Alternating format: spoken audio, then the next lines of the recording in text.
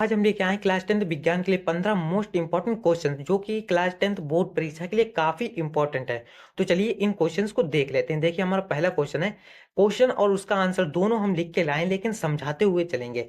देखिए पहला क्वेश्चन है, निम्नलिखित अभिक्रिया में किस पदार्थ का उपचयन तथा किसका अपचयन होगा। अभिक्रिया हमारी ये रही, क्या आपको पता चला है? कुछ नहीं पता चला। अब चलिए इसे समझाते हैं। देखिए सबसे पहले हमने क्या की, अभिक्रिया लिख ली। अब इसमें हमें बताने की किसका उपचयन हो रहा है और किसका अपचयन हो रहा है। मेन चीज इसमें ओ की होती है, यानी ऑक्सीजन की होती है।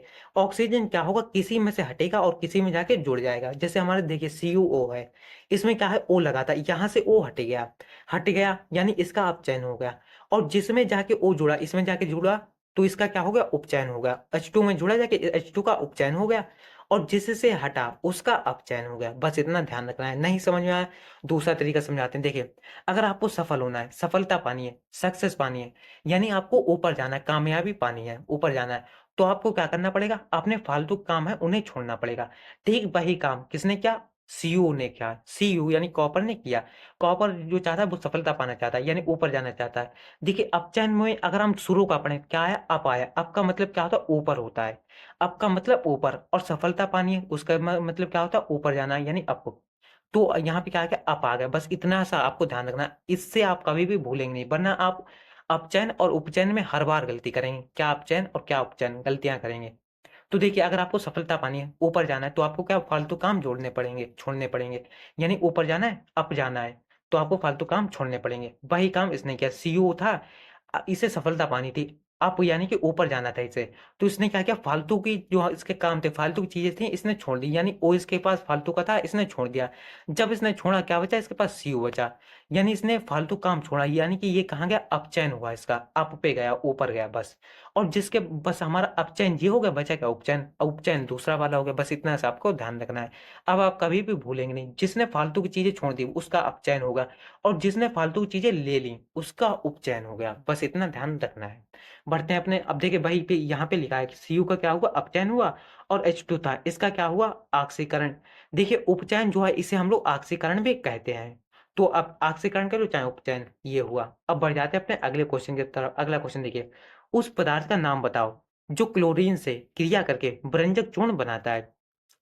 उस पदार्थ का नाम बताना जो क्लोरीन से क्रिया करे और व्यंजक चूर्ण बना दे, तो उसका नाम क्या होगा।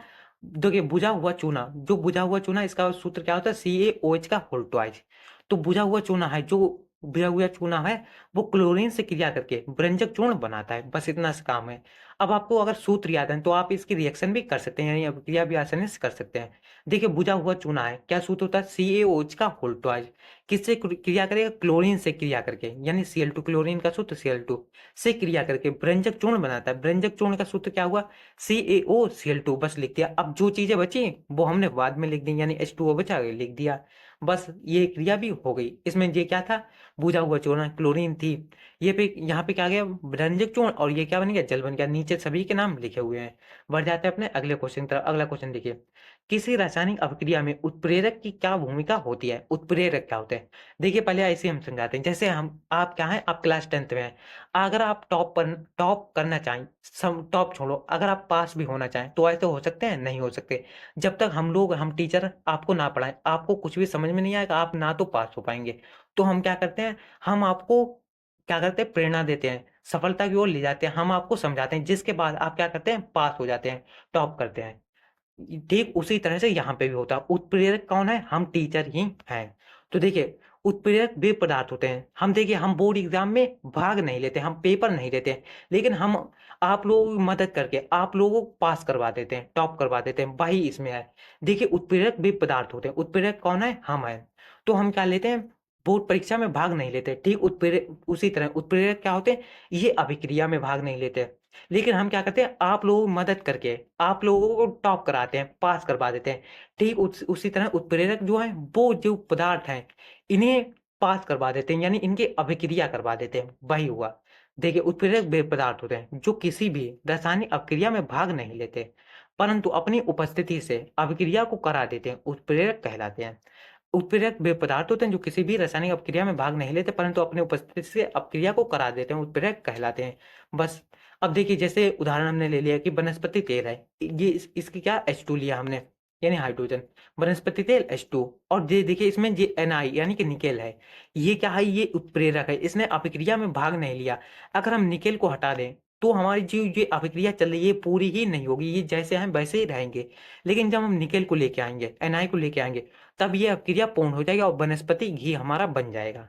लेकिन जब तक हमारा Na नहीं आएगा हमारी अभिक्रिया नहीं होगी, वनस्पति घी बनेगा ही नहीं। Na के आने पर अभिक्रिया पूर्ण हो जाएगी। लेकिन Na है जो अभिक्रिया में भाग नहीं ले रहा है, जो जैसा है वैसे अभिक्रिया के बाद भी रहेगा। इसीलिए ये क्या है, ये एक उत्प्रेरक है। यहाँ पे जैसे आपका एरो बना, इसके ऊपर जो भी आपको लिखा मिल जाएगा वो सब उत्प्रेरक ही होते हैं। बढ़ जाते हैं अपने अगले क्वेश्चन की तरफ। अगला क्वेश्चन देखिए, दो ऐसी धातुओं के नाम बताओ जो संचारित नहीं होती हैं। ऐसी धातुएं जो संचारित नहीं होती हैं, तो सोना तथा चांदी दो ऐसी धातुएं जो संचारित नहीं होती हैं। आपका आंसर मिल गया। देखिए दो ऐसी धातुओं के नाम बताओ जो संचारित नहीं होती, यहीं तक आंसर हमारा था। अब देखिए ये जो जितने भी क्वेश्चन है ये सभी बोर्ड परीक्षा में आए हुए क्वेश्चन है, मोस्ट इंपॉर्टेंट क्वेश्चन है।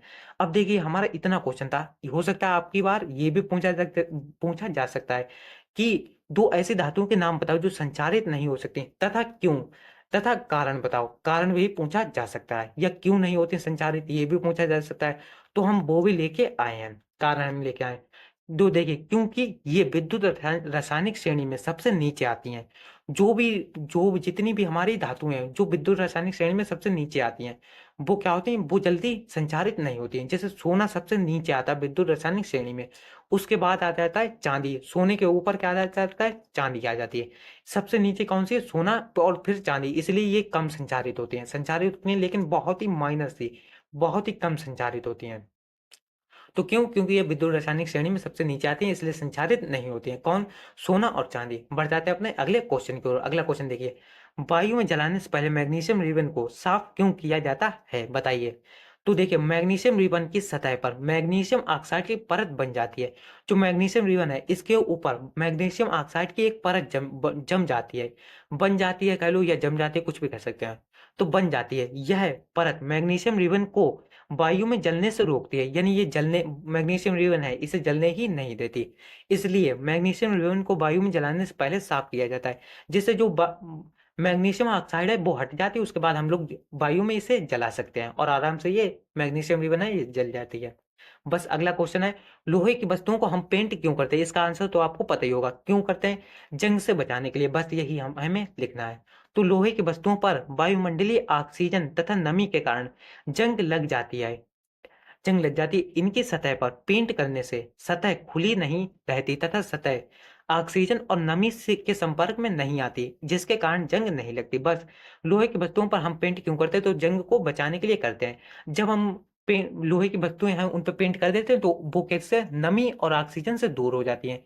नमी और ऑक्सीजन है वो लोहे में नहीं लग पाती, जिसके कारण जो लोहा है उसमें जंग नहीं आती। बस इतना सा काम हमारा है, यानी लोहे में पेंट का काम है। बस अब बढ़ जाते हैं अपने अगले क्वेश्चन का। अगला क्वेश्चन देखिए, पीतल एवं तांबे के बर्तनों में दही एवं खट्टे पदार्थ क्यों नहीं रखने चाहिए।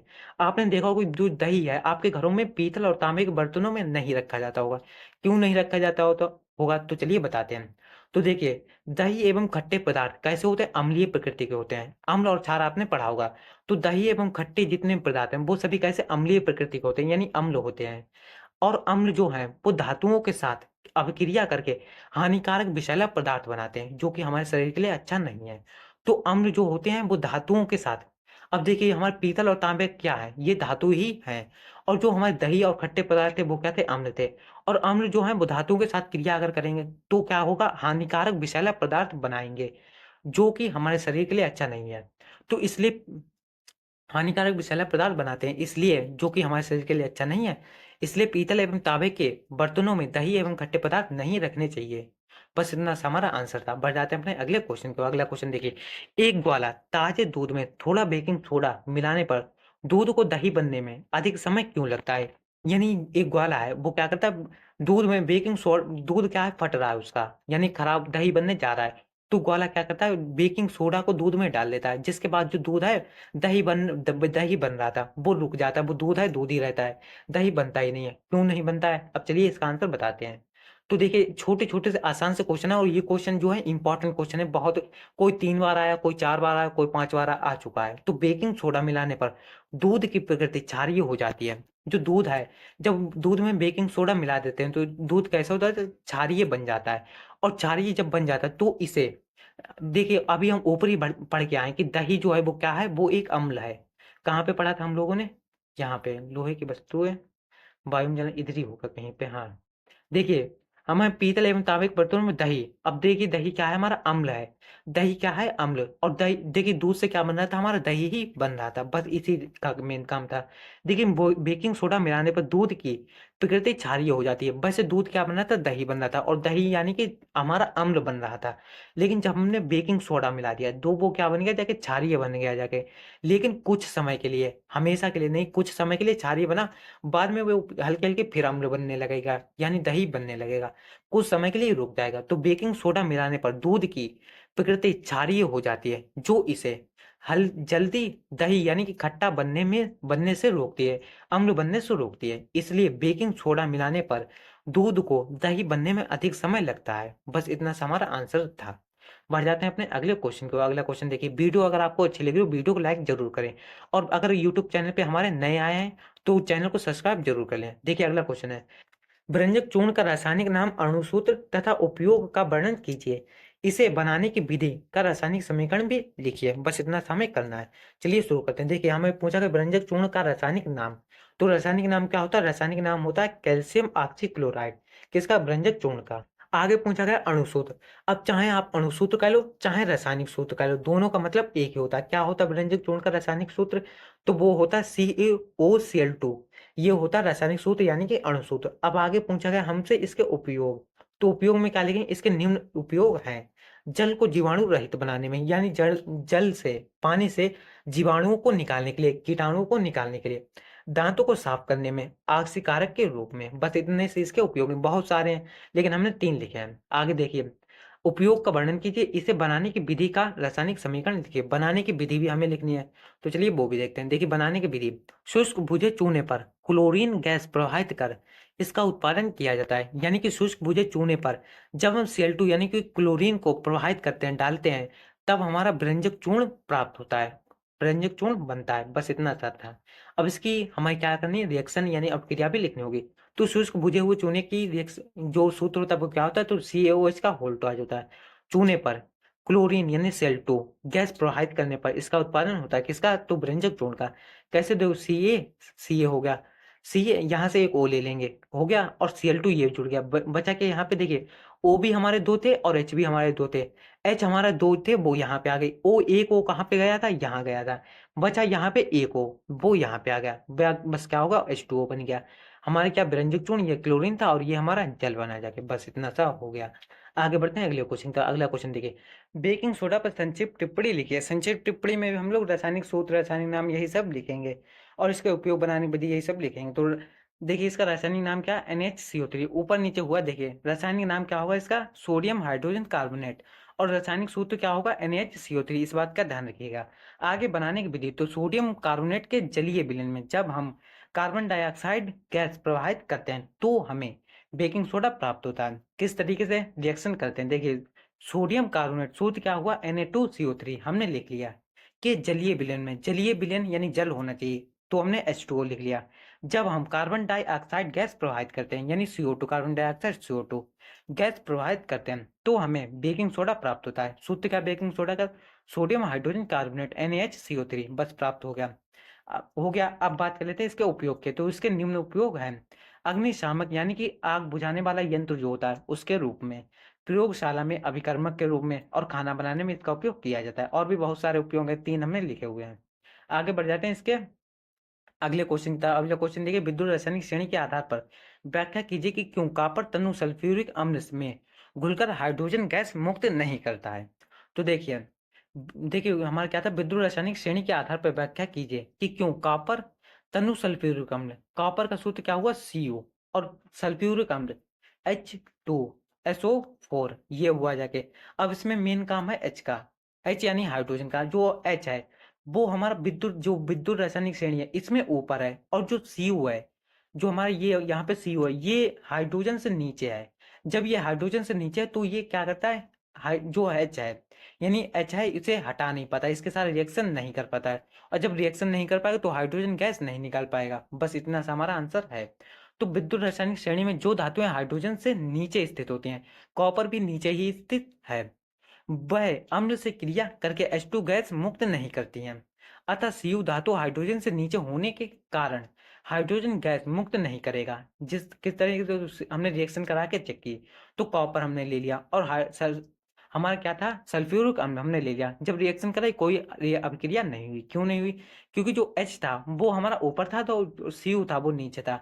ये H2H के पास गया और रिएक्शन करी, हो ही नहीं पाई और कोई भी अभिक्रिया नहीं हुई, और ना ही हमारी H2 गैस प्रवाहित हुई। बस इतना सा आंसर था। आगे बढ़ते हैं अगले क्वेश्चन की तरफ। अगला क्वेश्चन देखिए, कारण सही समझाइए कि क्यों कॉपर सल्फेट के जलीय विलयन में लोहे की छड़ डालने पर विलयन का रंग धीरे धीरे गायब हो जाता है। क्यों, हमें ये बताना है। तो चलिए शुरू करते हैं। देखिए, कारण सहित समझाएगी क्यों कॉपर सल्फेट में देखिए, कॉपर जो है यानी Cu, ये क्या है, ये हमारा जो इसकी क्रियाशीलता होती है ये कम होती है, क्रियाशीलता इसकी कम होती है। और वहीं सल्फेट के जलीय विलयन में लोहे की छड़, लोहा यानी कि Fe आयरन, इसकी क्रियाशीलता जो होती है वो अधिक होती है।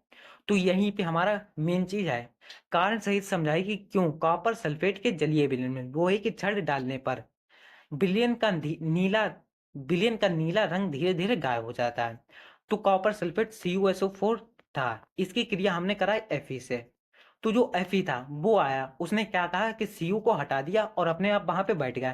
क्यों बैठ गया? क्योंकि जो Fe था वो अधिक ताकतवर था, इसकी क्रियाशीलता अधिक थी, और जो Cu था वो कम क्रियाशील था, इसकी ताकत ज्यादा नहीं थी। तो Fe आया, इसने क्या किया, Cu को हटा दिया और खुद वहां पे बैठ गया। और जो Cu का नीला रंग था उसे भी हल्के हल्के हटा दिया और अपना जो रंग था उसे लिए आया। Cu यानी कॉपर, लोहा, लोहे का रंग कैसा होता, भूरा होता, तो वो अपना रंग धीरे धीरे लिए आया, यानी भूरा रंग का विलयन हो गया। पूछा नहीं गया था, लेकिन हमने आपको बता दिया कि विलयन का रंग कैसा होगा, भूरा हो गया।